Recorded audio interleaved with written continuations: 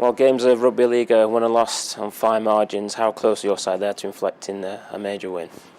I don't think we were brilliant, but we certainly dug in there, and we had a dig, and we 17 minutes ago we're in control, and we're winning 22-18, and that's a credit to the boys. I mean, they're gutted in there because they know they've given 4 tries and presented it to them, and things like that, which is the hard pill to swallow, I guess. But the commitment, the attitude, the will, the want was all there. It's just the fine tuning, and that's what I've just spoke to them about. Is that close, but no cigar, and we'll get there. Those are pleasing signs again, and there were plenty of outstanding performances in there, but we've still got a bit of work to do.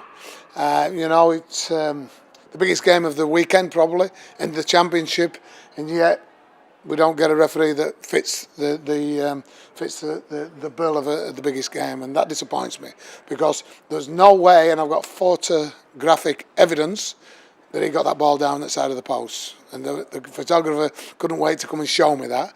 We saw it on the 10-second delay, and it definitely didn't. So, again, it is a fine line. But when it is a fine line and it's a big game, you think that respect had come from the RFL and put the right appointment in the middle.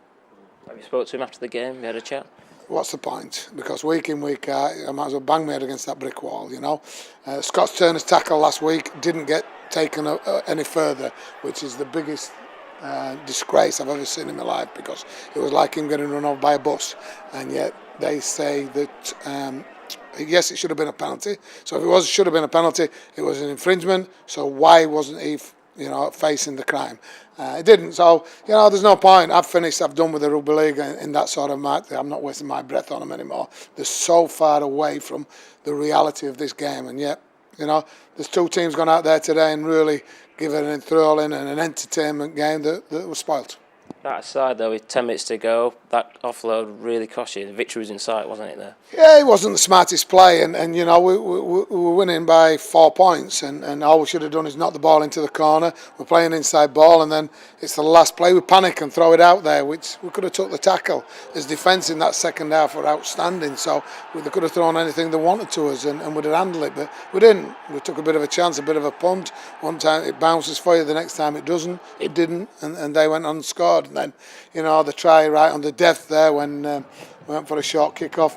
I question why we do that, because the game had gone. So, the scoreline flatters them a little bit more than the performance, I guess. But, plenty of positives, and we've got to work. They're the benchmark. When teams like that are slowing the game down, there's got to be some worries, aren't there, when they're full-time. And every time that there were a stoppage in play or a dropout where we should be getting the advantage, they took it away from us by slowing down. And yet, nothing was done about it, which drives me insane, because it's not about cheating, it's about playing the game, and actually they slowed it all down. Credit to them, but the referee did nothing about it. Will they have had a horror game so far this season, do you think? Probably not, but they're the benchmark, as I said, and they've been very, very good, but they know, and I guess they know coming here that it was going to be a difficult game for them. It certainly was, but when you're playing in big games, you've got to be clinical, you've got to take your opportunities. They do. We don't quite yet. And you can't present them with 3 or 4 given tries for no work. So that's a disappointing thing, but we'll work on it. We'll dust ourselves down. We've got a couple of weeks away from the league competition now. We can, see where we're actually at again next week against a Super League club.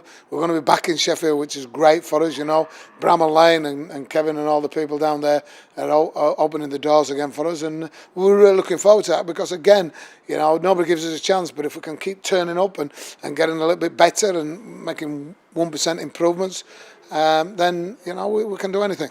So the lads narrowed down, but you'll take the positive from this game and from the game before. You're making strides, aren't you? Yeah, and that's the disappointing thing. They're gutted that they had that the game in the bag, and with 17 minutes ago, we should have done. But we just need to build on that. And I've talked to them about the 1% improvements.